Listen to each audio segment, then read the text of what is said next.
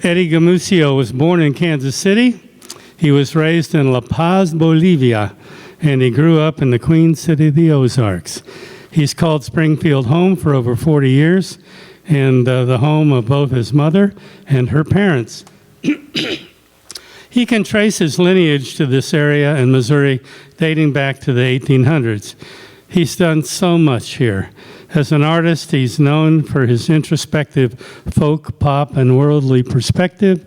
He's built a reputation as a critically acclaimed and perennially reliable singer, songwriter. He's been a professional singer and songwriter for the last 23 years.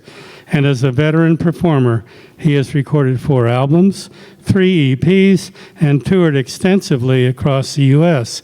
He was also a DJ intern way back when at KSMU in college, and one of the original lineups of DJs on KTOZ, pardon me, The Planet and KOSP.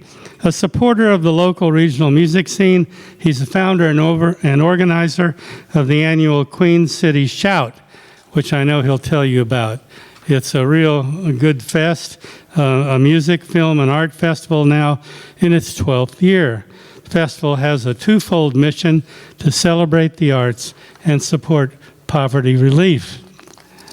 It's really our pleasure to welcome the one and only Eddie Gumucio. Take it away.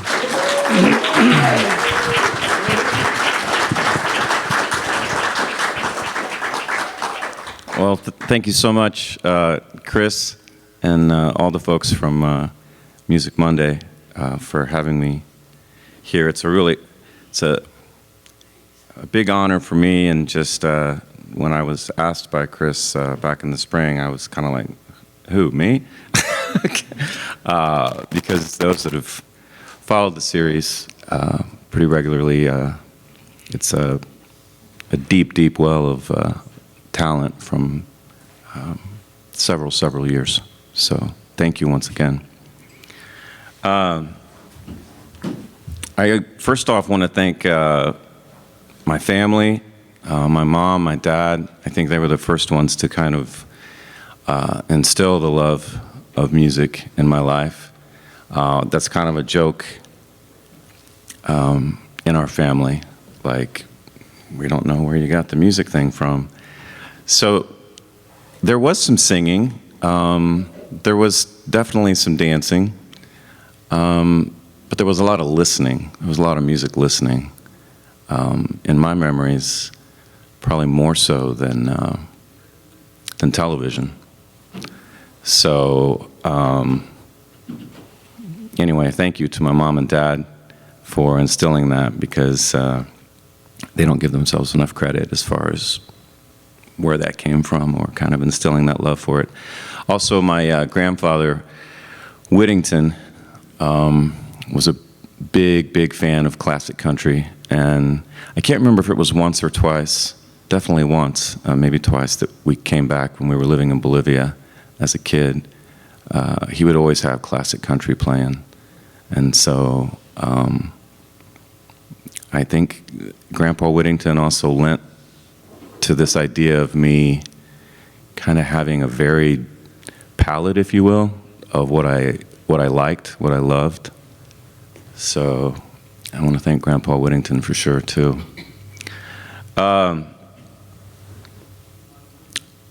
So born in Kansas City, I'm the youngest of 3 boys. We moved to Bolivia when I was really young. My formative years were down there, K through 5. Came back here for 6th grade. My dad's from Bolivia. He was studying in Kansas City, overseas, obviously, and that's where he met my mother.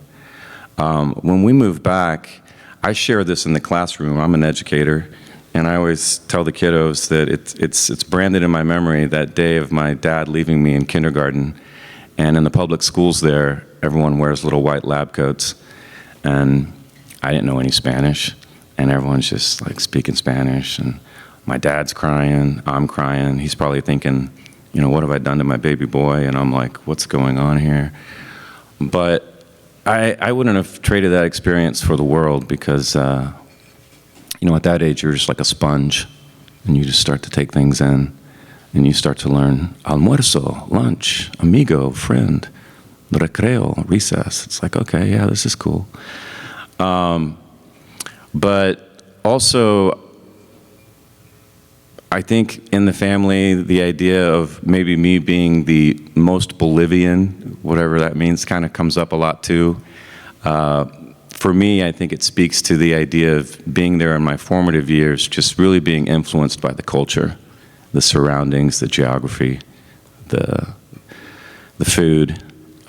This idea of like, you don't have that invisible space. Everybody's kind of touchy-feely, hugs and kisses everywhere. Always a reason to get together on the weekends with family. So that's something that at a very young age was like just so important to me. And so of course, at those gatherings and in those celebrations, music was always at the heart of it. So a lot of the traditional Andean music, a lot of the pop hits of the day, Spanish pop hits of the day, a lot of the tropicana and the salsa and the merengue music that was coming out on the radio. And then there was a rock station too. So in the late 70s, I was, hearing a lot of new stuff from the West, if you will. I have memories of Working for the Weekend by Loverboy, and my brother was gifted a 45, the B-52s, Private Idaho, and I was like, yeah. The Violent Femmes, early on as well. The Police, Message in a Bottle. So I'm trying to create this picture, if you can imagine, kind of being funneled a little bit into Grandpa's world of classic country, being funneled a little bit into my dad's appreciation of kind of torch songs and singer-songwriters, and also my mother's deep love for the same. And then a lot of the traditional music from South America, even the folk music, like the Andean music of the mountains, the traditional sort of Inca music with the panpipes and the flutes. It's very spiritual, if you've ever had a chance to hear that. It's kind of haunting, but in a beautiful way. So I think all of these things were just kind of funneling into my psyche as far as what I enjoyed. And more so than just sort of those styles, I think it was also kind of speaking to me on a higher level, just in terms of like my connection to the world, my connection to the universe with all these kind of styles. Music to me has always been very cinematic. So I always feel the emotion first. And if you're a musician, like a guitar player, drummer, or whatnot, in general, I think you might start with the music, or you think of the structure. But to me, lyrics have always been a huge thing, the story and the lyrics. And so there's always these kind of melodies, there's always this kind of cinematic kind of movie thing going on throughout all that. And I think that's why a lot of these different genres that I described created that in my mind at an early age. I have a memory of childhood with my mother. They had 8 tracks back in the day, and we were always playing like the best of Duane Eddy or Roy Orbison. We had Simon and Garfunkel on vinyl and Neil Diamond. But there was one particular one that she had that was called Daffy Dances. And I think it was put out by K-Tel. And I remember being in the living room or the dining room. I'm standing on top of my mom's feet, and she's dancing with me, and she's showing me how to do all these like classic dances, like the climb and the pony and the Harlem Shuffle. And I mean, I still listen to them today. Like, I have a whole playlist of just those songs. And I'm like, yeah, The Fly, let's go. But there was something about that too. I think that was also kind of feeding the pop quality of my music, because it was catchy and it was fun And it didn't have to be so like serious all the time, or it didn't have to be like, ooh, check out this amazing solo. It was just like, no, we're in and we're out. Here we go.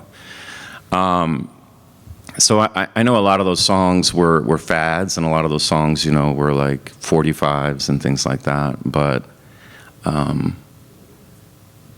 was just a fantastic memory from childhood, because I was like, man, these songs are fun. It just created a sense of excitement. Like, what was another one? Like Land of a Thousand Dances and stuff like that. So down there, definitely listening to a lot of music. I remember we were raised Catholic. I remember sitting in the back of our 78 Volare on the way to church, singing Julio Iglesias songs in the back seat, just maybe emulating him, thinking I was Julio Iglesias or something.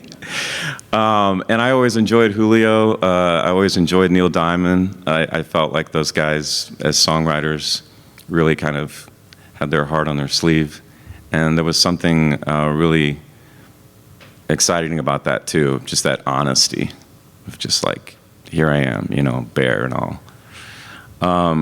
ABBA was another one. My introduction to ABBA was in Spanish, so I learned ABBA songs first. And then I was like, oh, what? They sing in English? So that was kind of big at the time as well, and I know my parents were big fans of ABBA.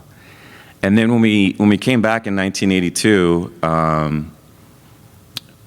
there was, do you guys remember the Columbia Music Club? So lots of cassettes. And again, my parents don't take any credit, but I mean, they were getting some good stuff. We had some Pat Benatar and the Go-Go's and Tony Basil, and I think maybe there was like the Outfield and some Bryan Adams. So, you know, a lot of what was popular in the early 80s, but some of that stuff really stood the test of time for me. And again, it just went back to that kind of pop aspect of a song, you know, 3 or 4 minutes. I always liked the idea, Lou Whitney, I think, was the one that told me this, but kind of leaving people wanting to hear more, you know, where it's like you get done after 3 or 3.5 minutes, and you're like, what, that's it? You know, because if you went past that, he would also say, you know, Ed, you know, that song's got more parts than a Happy Meal. And I'd be like, what do you mean? He's like, well, we're at 5 minutes. We need to cut some of the fat. Because, you know, he's like, after a while, you're just, you know, pondering too much on things. But anyway, I'll get to that later on. But yeah, coming back in 82, went to Springfield Catholic, went to Missouri State for high school and for college. Was listening to a lot of the radio, and another fad I got onto was the whole breakdancing thing. So I used to breakdance all through middle school, and thought I could hold my own. I remember having a poster of the New York City Breakers, which was like a national breakdancing troupe. They would tour all over the U.S., and I saw them perform one time at Worlds of Fun, and I thought that was really exciting. But yeah, just to lay out some cardboard out in the driveway, and my neighborhood friend Eric, we would go there while some of the other guys would go play basketball down at the end of the street. We'd be sitting there with our boombox breakdancing and trying to do our thing. But another significant thing that happened, I think, for me, as far as kind of finding my own music, was in Scouts.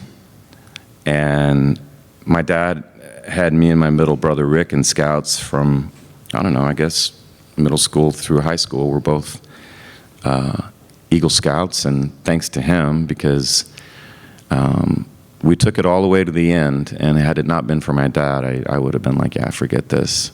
And so I'm glad that he pushed me to stick through that and get my Eagle. But we went out one summer to a high adventure camp. If you're familiar with Scouts, they have them in the Keys. They have one up in Minnesota called like Boundary Waters. And the one we went to was out in New Mexico. It's called Philmont. And some of our older siblings, one of my best friends, Mike McClernand, who's here. Hey, Mike.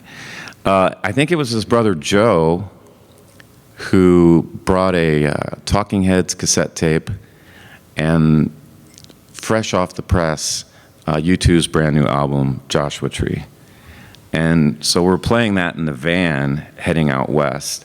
And not to get into all the details, but if you understand anything behind the story of that album, you can imagine how going out west, it was like just the perfect soundtrack for heading out west. And so that again was like, it was just that idea of discovery. I've always been a fan of kind of looking under the rocks, sometimes buying an album just based off the cover, or buying a record just based off the name of the band. Like, oh, that sounds like a cool band, the Young Fresh Fellows. Okay, sure. But yeah, discovery was always a big part of my life. So that was probably sophomore, junior year when I kind of left the radio behind, as I kind of see it, leaving Top 40 behind and kind of sort of finding my own way and discovering through friends. A lot of mixtapes introduced me to the Mighty Lemon Drops, and oh man, I could just go on and on and on. You guys don't want to hear about all these bands. You can tune into the show for that, I guess.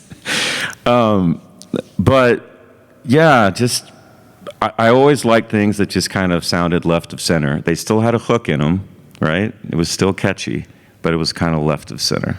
It wasn't quite like, that doesn't sound like a normal pop song. The Smiths come to mind, a band that was really, really catchy, but if you heard the lyrics, you're like, wow, this dude needs help. Like, I've come to wish you an unhappy birthday, but you've got this catchy chorus going to it. And so, yeah, it was just kind of things like that. Robin Hitchcock is another artist that comes to mind that's just kind of eclectic and just kind of off to the side there, like, this is catchy, but what's, just a great, great, great storyteller. I was writing and recording and messing with music from as long as I can remember, back to the memories of dancing and listening to music, to then one year I was gifted a Casio SK1 keyboard. I don't even want to call it a keyboard, it was a sampler. And I have so many cassette tapes of just these little demos that I made from like 16 to 19 years old, just like, and some ended up on this record. I mean, refined and changed and morphed and things like that. But some of those go back to mid to late high school. And I always kind of pin my professional, if you will, music career to the start of Michyksaseal in 1996. And then I got to thinking about it today, and I was like, 27 years. And I'm like, no, that's not right. Like, maybe when I was learning to play and getting bands together and recording and stuff. But a lot of that creation, a lot of that sort of bedroom songs, as they're known to songwriters, a lot of that happened through high school and college. So yeah, just a lot of demos. And Mike, again, his brother Joe was in a band with some other guys from our high school called Freeway Green. And I was just like a groupie. I thought, these guys are best things since sliced bread. I loved Freeway Green. And I'm still trying to get their album or EP from them because I want to feature it on the show. It's such a great record. But I used to go to all their shows. I would offer to carry in their guitars and their amps because I was underage. And so they'd be like, yeah, and I guess they were underage too because they were late high school, but whatever, we were playing 18 and over shows. Is that what they were? I don't know. Anyway, and then I started interning at KSMU, which was exciting. A buddy of mine turned me onto that. He said, hey, you should go check this out. And just being a big music fan really at the heart of who I am. It's just living and breathing music. I was like, oh, that would be cool to go and do that. And I remember interviewing Freeway Green on there, and I just thought, man, I've arrived. I'm a DJ. I'm interviewing this band. It's like, man, this is it. But that was a lot of fun doing the radio show. And there was a guy named Mike. I forget his last name. He was a DJ, and I used to have a shortwave radio. And I used to just love late at night going through all the stations and just trying to catch some station from Europe, from Africa, from South America. And there was one down in New Orleans called WRNO Worldwide, I think is what it was, or WROLD. No, that's a song. I think it was WRNO. Anyway, they played all this like obscure kind of music. And that was definitely something also that turned me on to a lot of bands that I think influenced me. But the KSMU thing, I came upon the dial one night, and I would love to connect with him, but his name escapes me. But he was playing a remake of Time Has Come Today by the Angry Samoans. And I just remember thinking again, wow, this is so cool. So I think Mike was really kind of the guy outside of my buddy mentioning, that they were taking interns because we were both media majors. But that kind of inspired the idea of what kind of show I even wanted to do. Like once I got on to become an intern, I was like, well, what kind of format do I want to do? And those were great memories. Before BBC Overnight, they had DJs going midnight to 6 in the morning. And Friday night was my night. And so I would follow the World Beat broadcast, and it was just awesome. Go midnight to 6 a.m., play whatever I wanted, and started getting a pretty decent following of fans. This actually here is one of my first posters that I made for that. Just a handmade cutting-edge rock on KSMU 91.1. And I got a little cutout here of Bugs Bunny. It says, midnight snack. That's what the show was called overnight. They called it the Midnight Snack. And then you guys remember the CDs used to come in those long cardboard boxes? So this is the guitar from Mars Needs Guitars by the Hoodoo Gurus. I cut that out and pasted it. And anyway, name dropping a bunch of bands. So I used to put these like all over campus, like, hey, you got to tune in, you got to tune in. All right, the music stuff, wow. Like I said, I was doing a lot of demos, had a lot of stuff. When I finished high school, Marshall Thompson from Freeway Green, I kind of lost track there, he helped me put some demos together.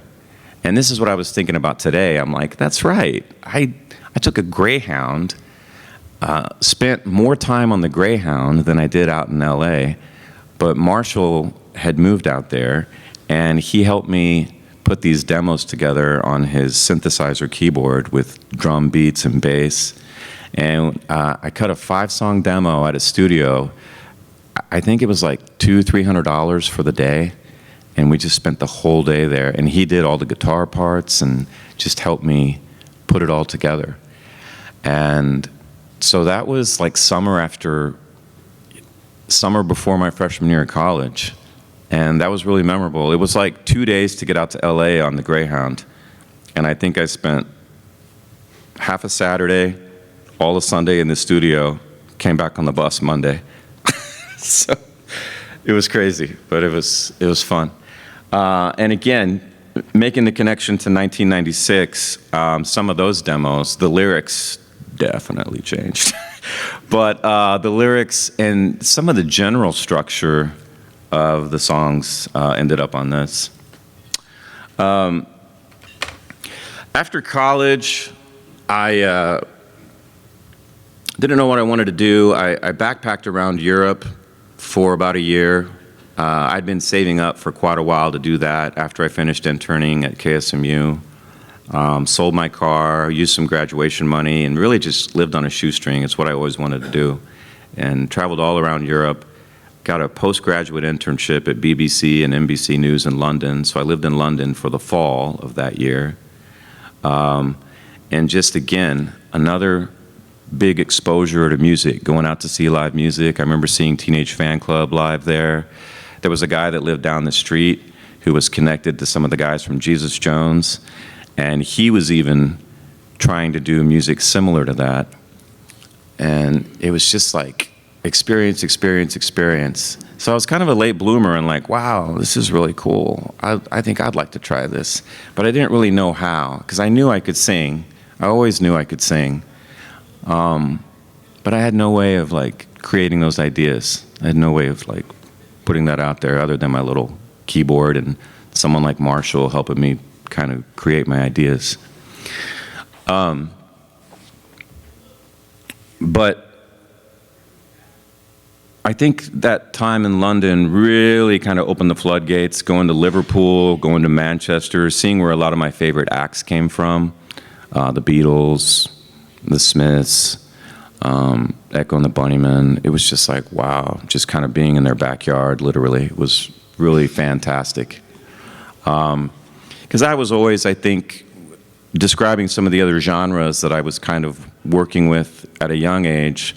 With U2 and REM as well, I started to gravitate to, I guess, kind of an Anglophile. Just, I didn't do it on purpose. I'd go, I'd find a record, I'd listen to it, I liked it. Oh, it's a British band. Check it. Oh, it's a British band. Oh, it's a Scottish band. Oh, it's an Irish band. It's like, okay. But a lot of the bands that came out of Athens, Georgia as well, I was a big fan of. Boston, of course, the Pixies. I still remember that first show up in Columbia. I think my ears rang for like 2 days.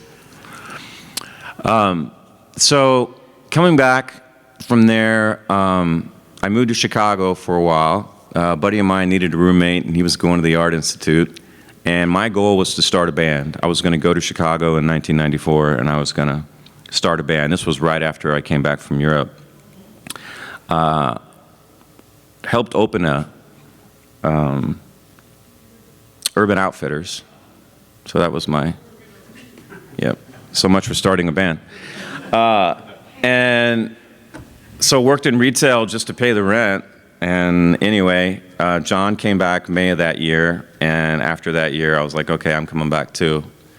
But I had purchased a guitar, and still have that one. That was my first sort of real instrument. I bought kind of a starter, kind of entry-level Alvarez at Springfield Music, and I took that guitar back up to Chicago.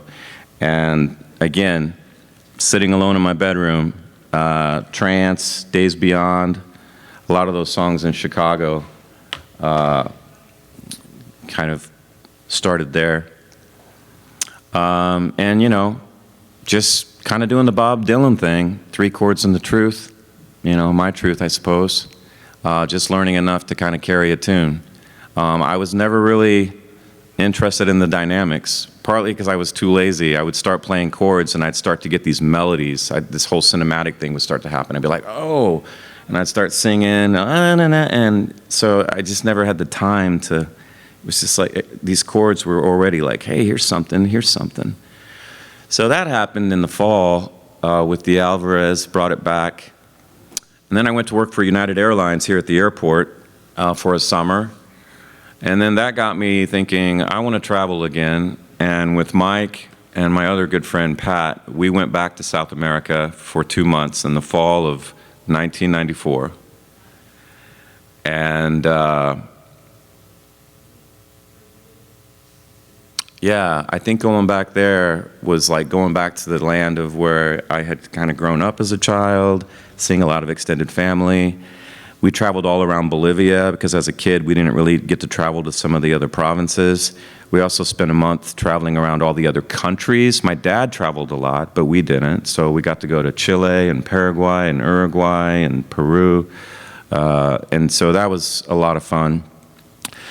But it was that flood of music and that as a young adult, and that flood of like fiesta and good times and camaraderie and family and the culture all just came rushing back. And it was, when I came back that fall, I made a conscious decision at that point that I was going to put up a flyer all around Springfield, and I was going to start a band, and if that didn't work, then I was going to go back to Bolivia for the foreseeable future. Well, the rest is history. So February of 1996, I met Jeff White and Craig Southern and Matt Strauss and Cindy Girk over time. And that was kind of the first inception of Michyksaseal. Played a lot of the coffee shops around here and really just spent our time rehearsing and practicing and creating demos. But it just kind of happened. It just like met folks from these flyers, got together, started writing songs. And I already had a lot of stuff to offer, like from what I had in Chicago and stuff. But as a lot of musicians here know, and as these things go, you know, it was like a revolving door of musicians for the first year or two. What I feel like the real kind of Michyksaseal, the last 2 years of the band, so 98 to 2001, I guess that's more like 3. That's when I felt like, you know, the core of the band had kind of formed. And so they're in the audience now. I want to recognize Shazi and Max, and John Montgomery. And so that's when you know, John was helping me send things out. We were making demos. We were reaching out to radio stations. We were taking it serious. We were booking shows. We were shopping for vans, see what we could afford. And I mean, that's just a night in itself, just talking about such wonderful memories of that era. But we went in and re-recorded this record in 1998. It came out February of 1999, because you always want to put out a record at the start of the year so that you have the whole year to promote it, okay, right? Yeah, versus putting it out in November of 98, and then 99 comes and it's dead. So, yeah, we were thinking. So we recorded this in summer or fall of 98, came out February of 1999, and we basically toured this that whole year and the year after that, and just had a wonderful time doing that. And Lou Whitney was all over this thing too. We were young and just kind of wet behind the ears and whatnot, and he really produced this, if you will, for sure, and just inspired us. And that's really when my relationship with him began. And another two albums and some EPs later, well, 3, Skin and Bones, with Lou. And that time in the studio with him over the course of all these records is another thing that I'm forever gonna just treasure.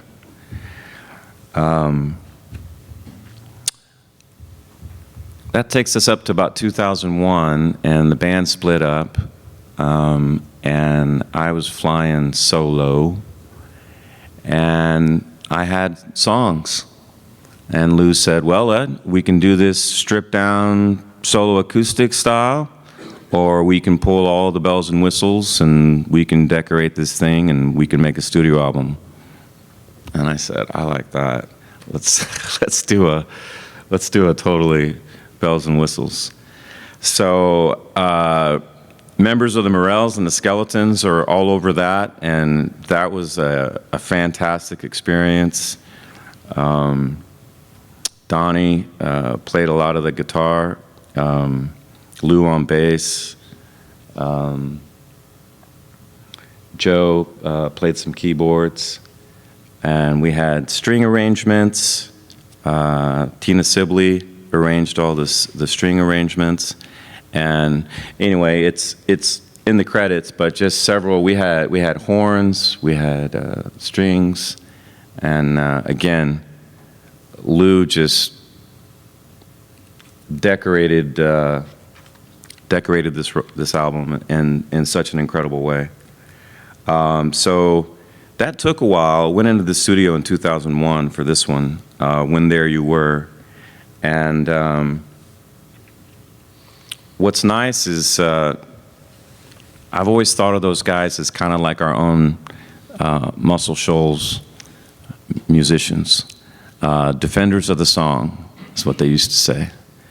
And so it wasn't about any individual person. It was about what the song needed. And I am forever grateful for that, because I think that was part of Lou's genius. It's just like, all right, we're gonna countrify this thing. We're gonna Euro trash this thing. We're gonna make it a little more artsy. We're gonna do this. And you just had this nice array of all kinds of songs, thanks to him. I need to go to I'm not checking Major League Baseball scores. My printer ran out of cartridge. I feel like I'm just kind of flying all over the place. Yeah, Wanderlust, and then this record. Once this record was out, I was playing a lot of solo shows, so never really got the opportunity. We did one show with the band. I believe it was at Bar Next Door.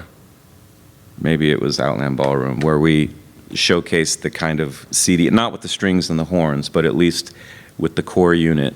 And that was an exciting time too. But beyond that, playing a lot of solo shows, and over the course of playing a lot of shows, met Mike Henderson, who's here in the audience. And Mike and I created a whole nother sort of era there as well. We played, gosh, Monday to Sunday for like 5-6 years. Any place we could get a gig. Yeah. Tuesday through Friday. Tuesday through Friday, that's right. And toured a lot. So those are great memories, going on the road. I was asking you today, the Cutlass, right? Yeah. The old Cutlass. The Oldsmobile Cutlass. Going down to Stillwater, Kansas City, St. Louis, and just a lot of great memories. And that turned into Skin and Bones, which is somewhere out there, and I'm in the process of getting it on another website. But Skin and Bones is out there as a 15-song collection of basically Lou, again, just capturing what we did. And so that was a real exciting time during that era. And then we started the Electrics with Tim and Ryan Sala, at least the first inception. Went to New York and played a couple shows there. That was fun. A couple of one-up shows. Like, hey, here we are, New York. Okay, bye. But it's on YouTube. And so that was a lot of fun, and that kind of brings us to now. There's so much in between, but the Electrics morphed into me and Tim Datema, who's also here, Josh Nimmo, and Ben Carroll. And it's just been a fun ride, because the Electrics put out a record as well, Pre-Side of Fall. I forget the year that was released. But some of those songs, there's some original songs on there, and then some of those were songs that we did for Skin and Bones that became kind of the full band version of those songs that Mike and I did. And then Wild Bob's, which is making a comeback, I understand. But Wild Bob's Music Club, musical book club, was kind of a savior as well. It got me out of a rut and got me writing again. It inspired me to write a lot of new songs, because you were given a book and you had the task of writing these songs based off the book. And it could be off of a character, it could be based off of the plot, it could be like the pre-story, the after-story. So that created a whole line of songs that Gumucio and friends played for a while. John took part in that, and Tim, Jake Veely, who I don't think is here, but anyway, and so the electrics continue. I continue. It's just been really fun doing this. I don't know. This is really weird for me. I must say, this is just really strange because I am not a traditional frontman. I remember playing with Michyksaseal at the Regency, and Max and Shazi would be like, "Hey, everybody!" And I would go to the green room and just wait for people to clear out. And I remember, having anxiety about it, thinking people must think I'm a real jerk, that I don't want to talk to them. But, my kids in the classroom, they know this. I tell them, I'm up front, I'm like, yeah, I'm not really good with adults. And they're like, really? They're like, but you're a musician. I'm like, yeah, but when I'm on stage, it's different. Well, why are you teach then? I'm like, because you guys are kids. I said, you guys are cool. It's like, it's all good. I said adults. I said, I don't do adults. It's weird.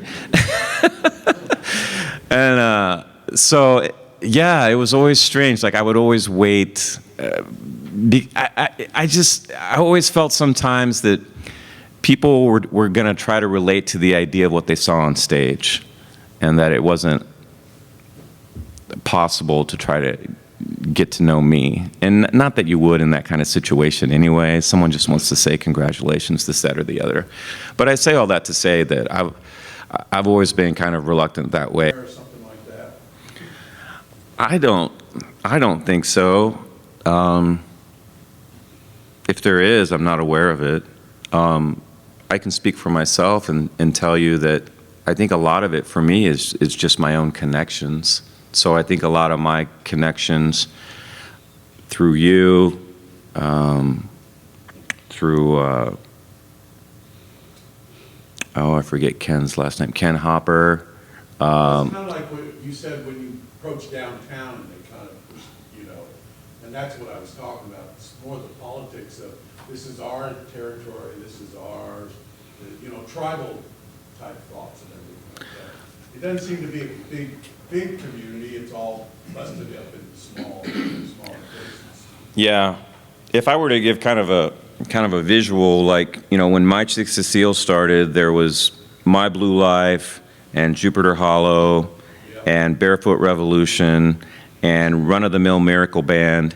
And so, beyond the groups that Lou was in, just from working at the studio, I didn't have a lot of connections to a lot of the other acts just from hearing stories. And so I think for me, it was, again, like an organic process of when I was reaching out to a lot of the acts, there was definitely that sort of timeline of bands that continued. Like, for example, Molly is from that era, Brandon Moore from that era. And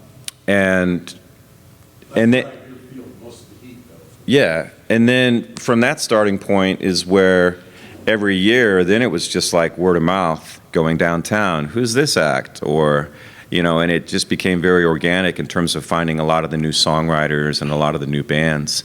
I think COVID kind of got hurt a little bit.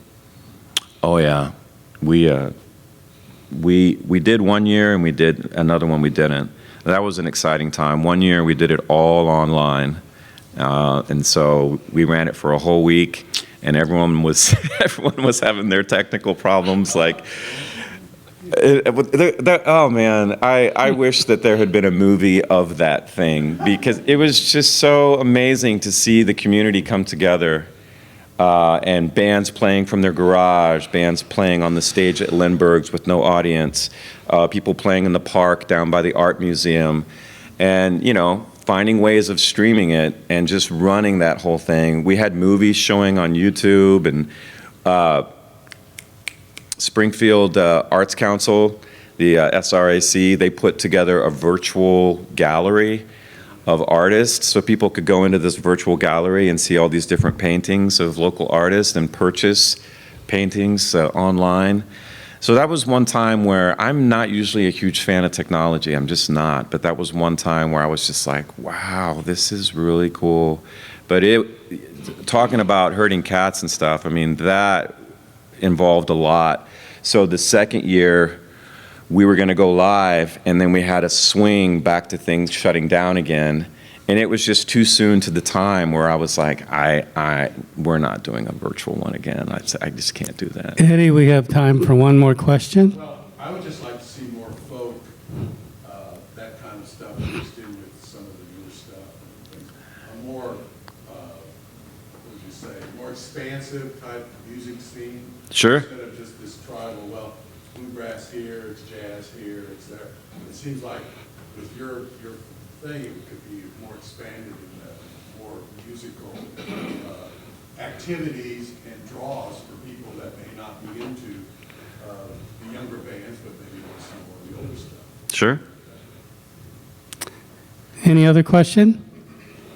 Eddie, we want to thank you for your introspective deep dive into your soul tonight. Thank you so much. Thank you. Thank you.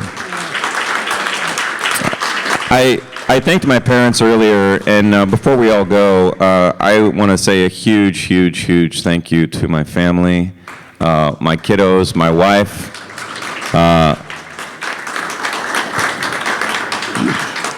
Lynn, half of this career has been under your watch, and I thank you for your support and your love throughout this whole thing with not just the radio, but the festival and the music. I also want to recognize all the guys in the band. It's just me and an acoustic guitar. And I'm not trying to take credit like, well, you know, it all started at the source of this, that, or the other. But if you guys would please stand up, please. Mike Henderson, Tim Datema, John Montgomery, Max Mitchell, Shazi Makdoum. I got to tell you, I mean, you talk about a brotherhood. There's no songs.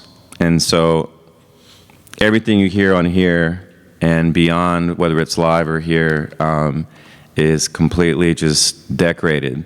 That canvas just becomes something completely different.